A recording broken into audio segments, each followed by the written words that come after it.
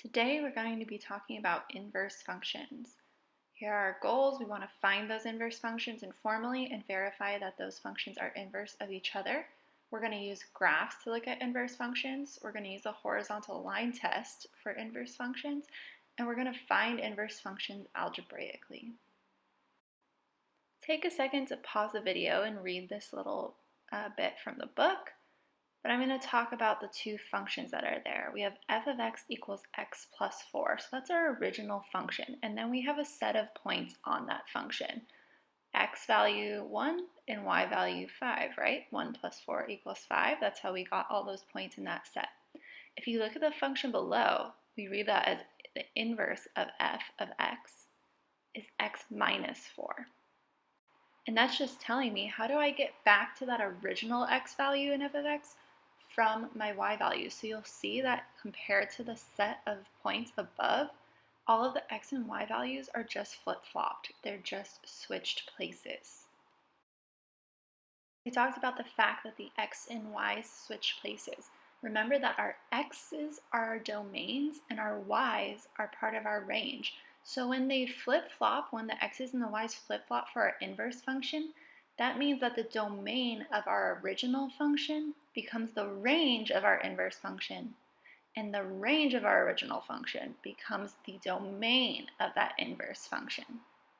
Another important thing to know about inverse functions is that when I compose my original function with my inverse function, just like we learned yesterday in class, so the example down there, f of inverse function should come out to, when you simplify all that, they should come out to x, no matter which way you're composing it, if your inverse function is on the inside or on the outside of the original function. When we simplify those compositions of those two functions, they should come out to x. We call x the identity function, and I'll talk about that a little bit later, what that exactly means. So here's a definition of inverse functions that our book uses. It says that there are two functions that when composed either way, they give us x. You can pause the video again and take a look at this definition, but it's just saying the same thing I just said in different words. So let's go through a really informal example of how to find our inverse function. So if we're starting with the function f of x equals 4x, remember we're looking at something that undoes that. So 4x, that's 4 multiplied by x. Undoing that would be dividing by 4, right? So I can say the inverse function is 1/4 x. Now it's telling me to verify that the compositions of my original function and its inverse are equal to the identity function. That identity function is x.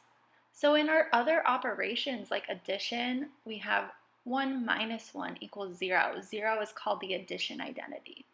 And then when we have 2 times 1/2, we get 1. 1 is called the multiplication identity. So adding and subtracting our inverses and multiplying and dividing our inverses. Similarly, when we have our original function and our inverse function and we compose them, we're going to get our identity function, which is x. All right, here we go. We're just going to take f of x, and as my input function, I'm going to put the inverse. So now I have 4 from my outside function, and I have 1/4 x on the inside from my input function. I'm just going to simplify. 4 times 1/4 is 4/4x. 4 divided by 4 is 1. I'm left with just x. So this, so far, is an inverse. But I also have to check my other composition and make sure that also comes out to be my identity function. So I'm going to take my outside as the inverse and my inside as my original function. I'm going to go through, I'm going to compose those functions and simplify, and I get x at the end. So this is a true inverse. 1/4 x is an inverse of 4x. Now we're going to do the same thing, the verifying part, but with a more complicated inverse. And here they're not asking us to come up with the inverse. They give us 2 possible inverses and they say, check these. Are these inverses? So to check if g of x is an inverse, we would need to find f of g of x composition and also g of f of x composition, and they would both need to equal x. To find out if h of x is an inverse, we would need to find f of h of x and h of f of x and see if those equal x. Okay, here we go. I'm composing f of x and g of x, and f of x is going to be my outside shell first. So I'm going to start with writing f of g of x equals 5 over, and then where that x is, I'm going to plug in g of x. In order to simplify this, I want to make the denominator of that fraction all combined together. So I'm going to keep my 5 over, and then I'm going to change that negative 2 at the end to have the same denominator of 5, so that becomes 10/5, which is 2, right? I combine them all, get 5 over x minus 12 over 5, and I'm going to multiply by that reciprocal. When I solve this out, I get 25 over x minus 12, and that is definitely not equal to x. So that means that this is not an inverse of f of x. So I'm not even going to bother doing g of f of x. Now let's move on to testing h of x. I'm going to do the same thing. I'm going to find the composition f of h of x. So I'm going to use f as my outside shell again and input h of x anywhere I see x. Okay, I can cancel out these 2's, and then I'm left with 5 over 5 of x. Again, in this mega fraction, I'm going to multiply by the reciprocal, and I am going to end up with x. Okay, so I'm on the right track. This might be an inverse, but I still have to check h of f of x as well. Okay, I get another sort of mega fraction, so I'm going to multiply by the reciprocal, and I can already see things that are going to cancel out. And when I finish simplifying, I also end up with x. Since both of these compositions equal x, that means that f of x and h of x are inverses of each other. Now we're going to look at the graphs of inverse functions. So they give me f of x equals 2x minus 3, g of x equals 1/2 x plus 3. I'm going to start with f of x, and I'm just going to make a t-chart giving me my x values and my y values for this function. I'm going to plug in -1, 0, 1, 2, 3, and I'll just find my y values by plugging them into the function. Now I'm going to do the same thing with g of x, but remember how we said that the y values from our original function will become the x values of our inverse function? So I'm going to take those y values from f of x and use those as my x values for g of x. And again, I'm just going to plug those values into the function 1/2 x plus 3 and see what I get. Wow, those are the exact same x values I had in my original function. So I can already tell this is looking like an inverse to me. It's the same exact pairs, just my x's and y's are flip-flopped. They're switched. Now let's start graphing. I'll have my f of x in blue and my g of x in red. I'm just picking 2 points from the table from each function and graphing a line straight through them. So we've got f of x, and now we're looking at g of x. And so something interesting about the graphs of inverse functions is that they're reflections of each other over the line y equals x.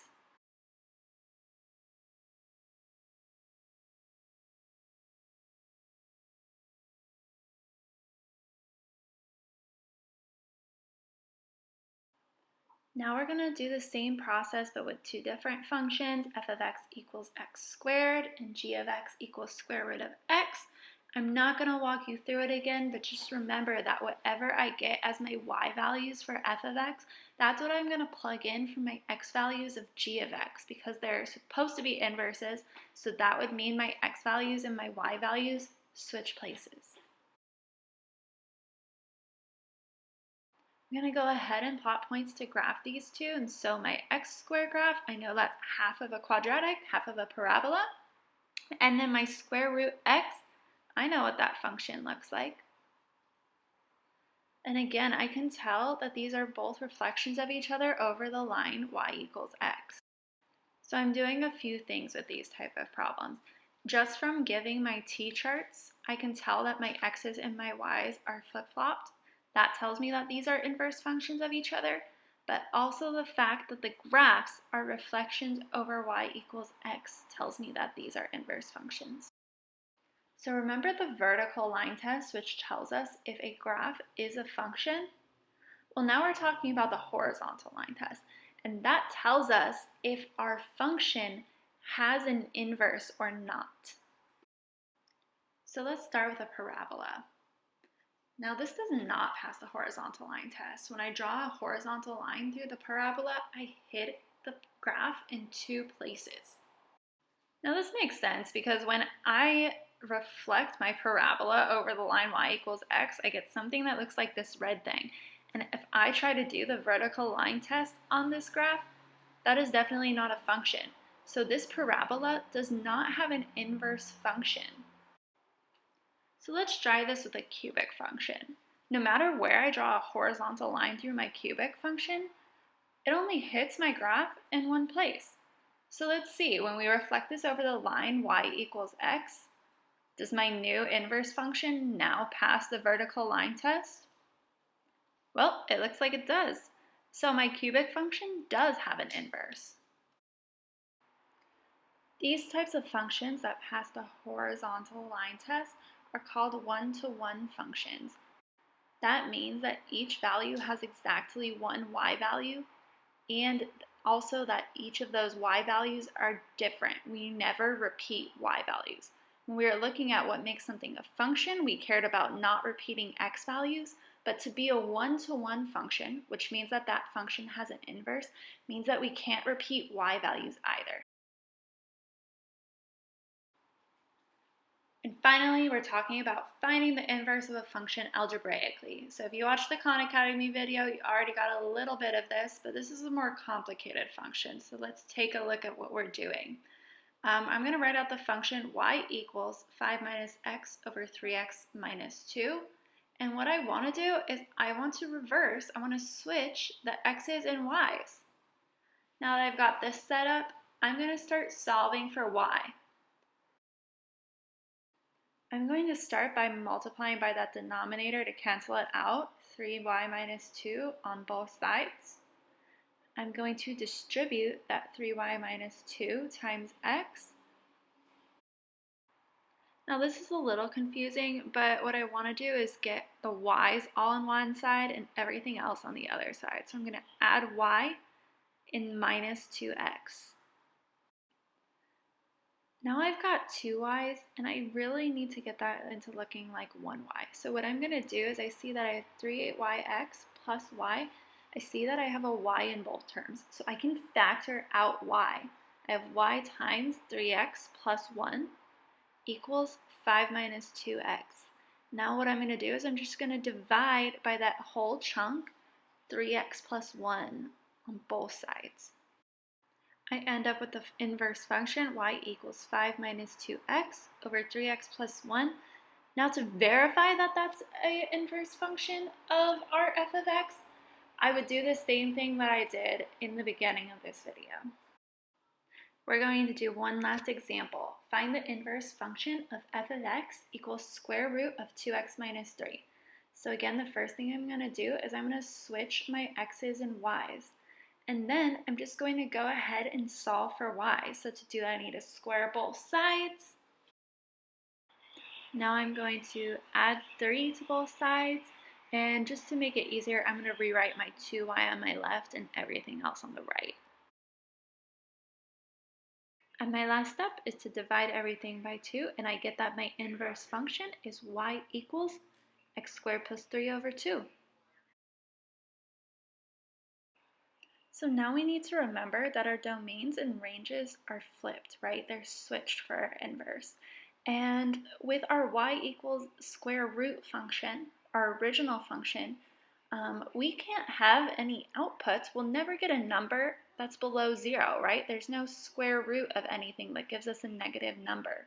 So all of our y values for the original function started at 0 and then went up. So remember, those y values are now our x values. They're now our domain. So our domain of the inverse function does not have any values below 0.